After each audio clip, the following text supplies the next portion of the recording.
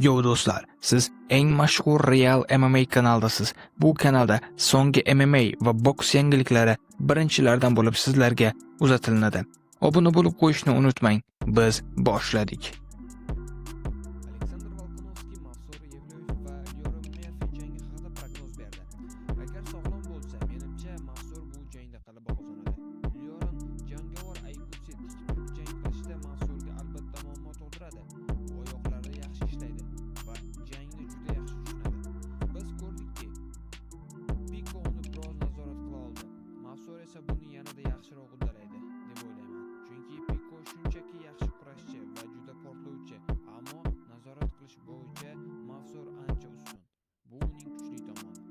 O'ylaymanki, u Lyoranni nazorat qila oladi. Albatta, Lyoran Murphy turib olib zarba berishi va zarba yetkazishi ham mumkin, lekin menimcha Mavsur baribir uni yenga oladi. Endi esa Guskov asosiy jangi o'rta vazn chempioni Hamza Chimayev hamda amerikalik sobiq chempioni Shon Strickland o'rtasidagi kechadigan turnirda asosiy kartada oktagonga chiqadi.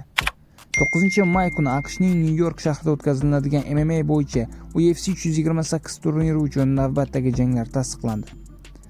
Avval xabar berganimizdek, mazkur turnir doirasida yarim og'ir vazn toifasidagi aralashuv kurash ustamiz Bogdan Guskov UFC sobiq chempioni polshalik Yan Blachwichga qarshi oktagonga chiqadi.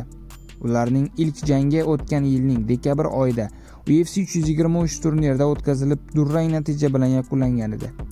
O'sha jangdan Blachwich umumiy hisobda 321 ming, Bogdan Guskov esa 53 ming AQSh dollari ishlab olgan. UFC 328 musobaqasining markaziy jangi Birlashgan Arab Amirligi vakili o'rta vazn chempioni Hamza Chimayev hamda amerikalik sobiq chempion Shon Stricklandga o'rtasida kechadi. Ma'lumot uchun, Yan Blachwich hisobida 29 ta g'alaba, 11 ta mag'lubiyat va 2 ta durang bor.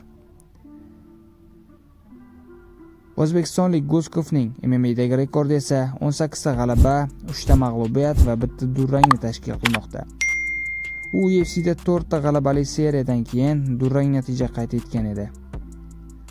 Albatta, Guskovga omad tilab qolamiz. Bu jangda kim g'alaba qozonadi deb o'ylaysiz? O'z fikringizni kommentariyga yozib qoldiring. O'zbekistonlik UFC jangchisi Ramazan Temirov navbatdagi doping tekshiruvida ishtirok etdi. Sportchi bu haqda o'zining Instagram sahifasida surat orqali ma'lum qildi. Ramazan Temirov so'nggi bor yanvar oyida doping tekshiruvidan muvaffaqiyatli o'tgani bo'yicha xabar bergan edi. Tez orada hamyurtimiz UFC'dagi keyingi jangi va raqibi ma'lum bo'lishini ham aytmoqda. Xabarlarga ko'ra, Ramazan Temirov iyul oyida oktagonga qaytishi mumkin. Ma'lumot uchun, Ramazan UFC'da hozirgacha 2 ta jang o'tkazib, ularning har ikkalasida ham g'alaba qozongan. Va Ramazan Temirovga omad tilab qolamiz. Muxlislari bo'lsa, kommentariyaga yozib qoldiring. Arman Sarukyan: Dani nega men haqimda yomon gapirayotganini bilmayman, lekin men u bilan hech qanday muammoga duch kelmayapman. Jumladan, sahna ortidagi har qanday masalalar. Unga javob berishning ma'nosi yo'q. Chunki men Dana bilan muzokara olib bormayapman. Endi men u bilan gaplashmayman. Men Hunter bilan muloqot qilyapman, chunki u matchning uchun mas'ul. Dana janglar bilan bog'liq barcha narsalar bo'yicha yakuniy so'zni aytishi mumkin. Haqiqiy matchinglar Shon Shelby va Hunter Kamblek.